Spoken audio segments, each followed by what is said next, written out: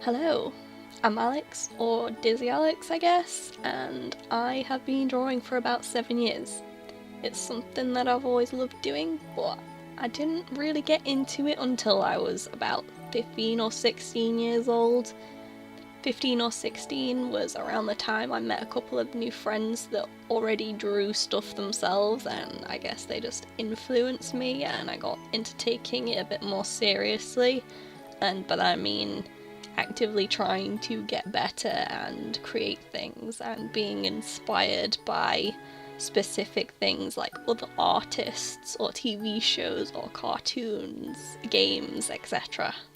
When I really like a character, sometimes I'll draw fan art of them, like most people would. Or I did. I don't have as much free time now. But in 2011 I played a lot of Harvest Moon Animal Parade, and this is my guy right. So in 2011 I drew him and it wasn't great. I knew it wasn't great, but at the time I was quite proud of it. You know, I was just starting out and it didn't come out too bad for what I was capable of back then. And in 2013 I decided to draw him again, and I was so happy that how much better the second picture was. I decided maybe this can be a thing. I'll redraw this every 2 years. And I actually did. I drew him again in 2015, and then in 2017, which is what you're watching right now, as you can see, I drew him again. I was actually quite nervous about this one. I honestly didn't think I'd gotten much better between 2015 and 2017. I put off doing this till November because I wasn't quite sure how I was going to draw something so much better than the last one. In the end, I was really self-aware of things I needed to do to get better and what needed to happen.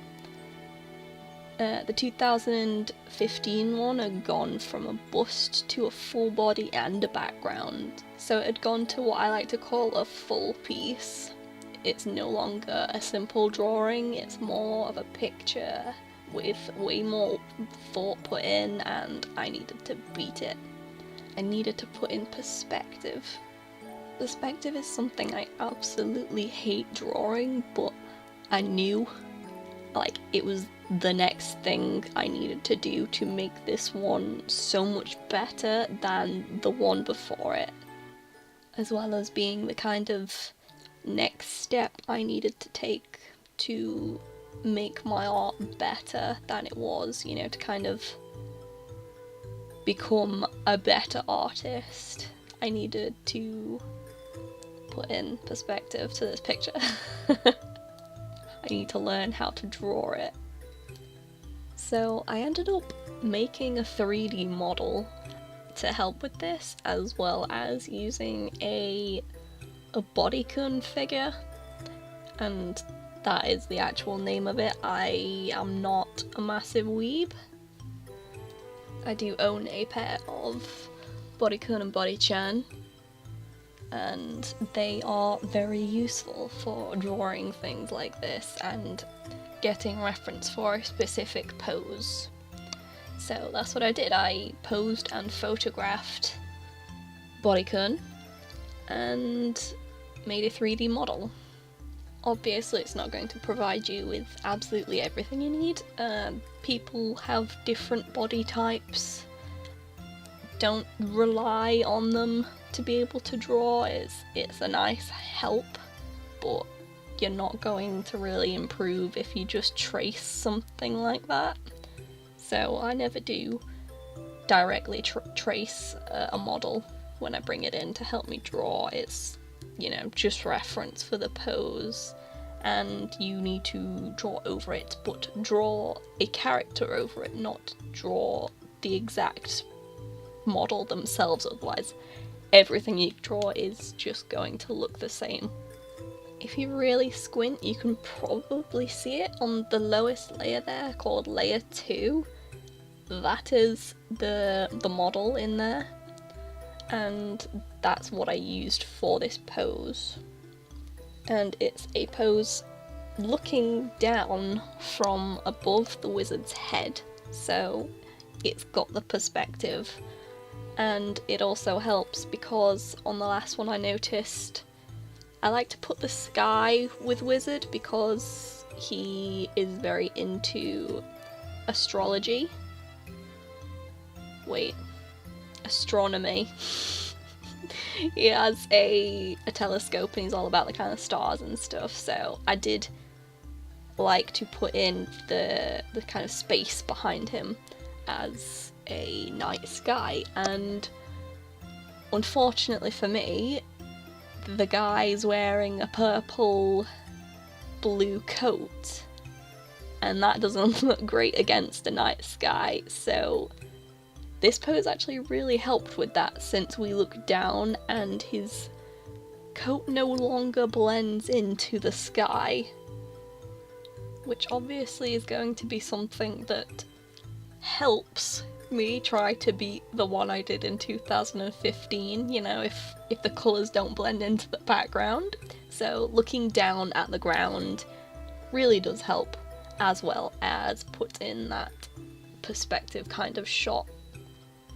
You're gonna see them all at the end, kind of one after another, and when you get to that, you'll know exactly what I'm talking about. I'd only put in a night sky since the 2013 one, and for some reason I chose to use a purple colour. You're gonna see it and go, oh, there it is.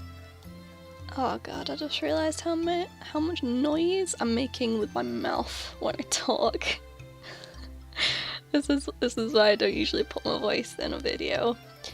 I just make noises or fiddle with things or pause for a long time, so I'm so sorry. But I'm trying to motivate you here. You'll have to put up with it. Maybe, I don't know, try and tune it out and just kind of listen to the message rather than the that I'm making, you know? Overall, that 2015 isn't too bad. It just has a lot of strange colour choices, I think, and I think it was actually the drawing that made me reconsider my style. It was slowly getting more realistic. I know it sounds strange since it's very not realism, but to me, my style would get going into that direction, and realism isn't actually a style that I like, and the fact that my style was drifting over there was not making me happy. It's mostly the reason for the kind of line art that I do now, that you're watching me do now. It's very bold and smooth, a lot of people say. I don't know really what that means when they say it, but I guess it looks kind of big strokes and crisp lines, and the thickness of the lines really helps me steer away from realism and give the signature look, I guess, that my style has at the moment. It's something that it actually did naturally, but I used to kind of try and fight it because I didn't use coloured lines back then, and it just looked really, really strange with massive, thick black lines on it. Some people's styles look good with that, but mine not so much.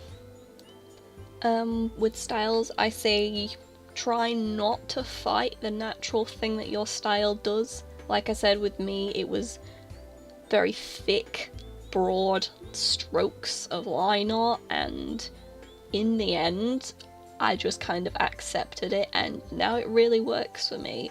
I mean, my favourite style isn't my own, as weird as that is to say.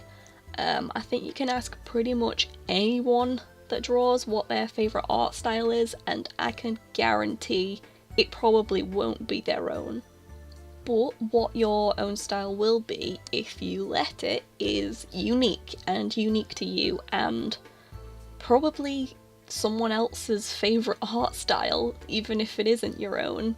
And over the years, it will grow with your skill level and develop into something that you and other people might really, really like. So don't ever force an art style, because it kind of goes against the nature of an art style that kind of develops over time on its own as you just get better at drawing, and you should kind of let it do what it naturally does. I found it was only after I stopped trying to find an art style that I actually got my own art style. I know it sounds strange, but it's not really something you should focus on, in my opinion. I mean, if you really like cartoons, that just might be the kind of direction you go with your art style.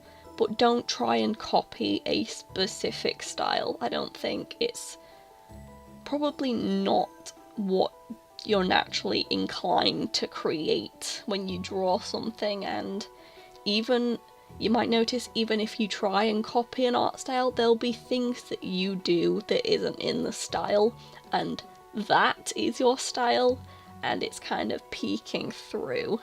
So just chill out and let it go, and just do what it wants to do. Don't focus on it too much. Try and get better. Practice the things that you don't like or know that you're really bad at. Draw some hands or something. Draw it for a week and just have a look at how much better you are at drawing hands on day 7 than you were on day 1. Anyway, that's enough about styles. I could go on, and it could have its own video, but that's not really what this one's about. So moving on, as you may have guessed, it's a draw it again meme.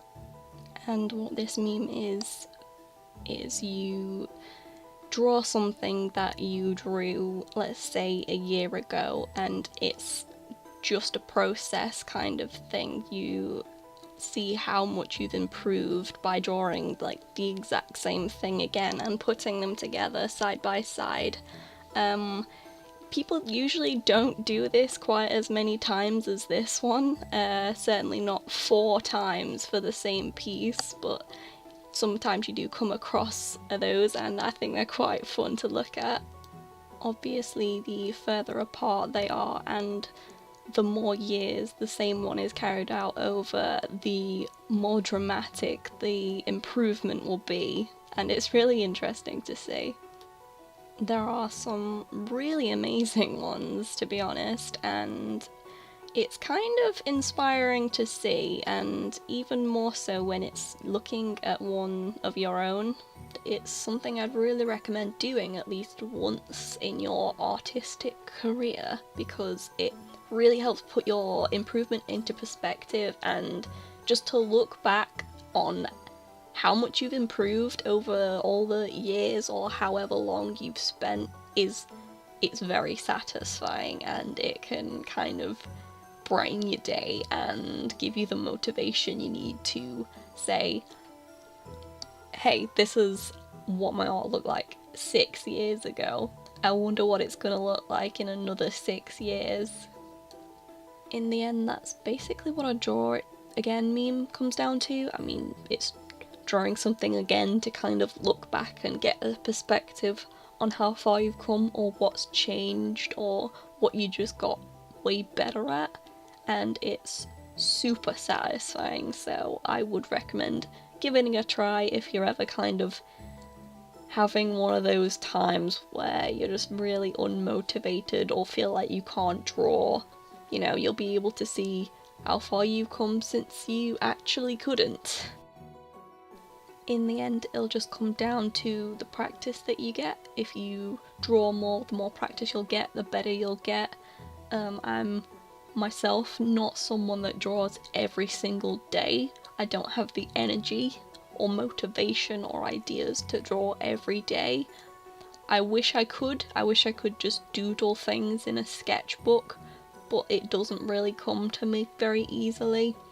So I haven't put any really special effort and time into drawing, except from drawing and not giving up. Drawing a few times a week, let's say, every week for 6 years, and this is how far I got, and I'm not going to stop, so I'm only going to get better. There's nothing in the world that you can't be good at if you really try and practice and spend time doing it. There really isn't.